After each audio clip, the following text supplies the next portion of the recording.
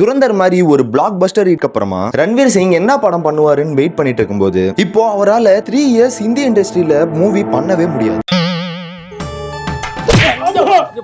ரன்வீர் சிங் துரந்தருக்கு முன்னாடியே டான் 3ன்ற ஒரு படத்துல கமிட் ஆயிருந்தாரு. அதோட டைரக்டர் ஃபர்ஹான் அக்தர். இதுக்கு முன்னாடி ஷாருக் கானை வச்சு டான் 1 and 2 எடுத்தாரு. அது அஜித் நடிச்ச பில்லாவை தான் அங்க டான் எடுத்திருப்பாங்க. இந்த டான் பிரான்சிஸ்ன்றதையே நிறைய லாங்குவேஜ்ல ரீமேக் பண்ணிருக்காங்க. பட் ஆனா இந்த படத்தை முதல்ல அமிதாப் பச்சன் தான் பண்ணாரு. சோ அவ்வளவு ஃபேமஸான இந்த பிரான்சிஸ்ல இருந்து பார்ட் 3 ரன்வீர் சிங்கை வச்சு எடுக்கலாம்னு அனௌன்ஸ் பண்ணாங்க. அப்புறமா செவரல் ரீசன்ஸ்னால அது டிலே ஆகி அது எடுக்க முடியாம போச்சு. அதனால துரந்தர் படமும் அவர் பண்ணாரு. இப்போ இந்த படம் எடுக்கிறாங்கன்னு சொல்லிட்டு ரன்வீர் சிங்கை எவ்வளவோ வாட்டி கூப்பிட்டு பார்த்தாங்களாம். பட் ஆனா அவர் வராதனால இந்த படத்து மேல ஒரு 45 crores இன்வெஸ்ட் பண்ணி அவ்வளோ லாஸ் ஆயிருக்கான். அதுக்கப்புறமா FWIC என்ற ஒரு சினிமா அசோசியேஷன் இவரை கூப்பிட்டு பார்த்தாங்க, அப்பயும் வர மாட்டேங்கிறாரு. ஸோ அதுல காண்டாயி இவரை பேன் பண்ணிட்டாங்க. அதனால இவரால் ஆட் மூவிஸ் எதுவுமே கரண்டா இப்ப நடிக்க முடியாது. இந்த FWIC என்றவங்க ஒரு பெரிய தலைக்கட்டான ஆள். ப்ரொடியூசரே ரன்வீர் சிங் நடிக்கலாம்னு நினைச்சா கூட இந்த FWIC கீழே தான் இந்த லைட் மேன்ஸ், ஆர்ட் டைரக்டர், அந்த மாதிரி நிறைய கிரவுண்ட் ஒர்க் பண்றவங்க எல்லாருமே இவரு கீழே தான் வருவாங்க. இவங்க சொல்லாம யாருமே ஒர்க் பண்ண மாட்டாங்க. அண்ட் அது மட்டும் இல்லாம இந்த படத்தோட டைரக்டர் ஃபர்ஹான் அக்தர் என்ன சொல்லியிருக்காருன்னா,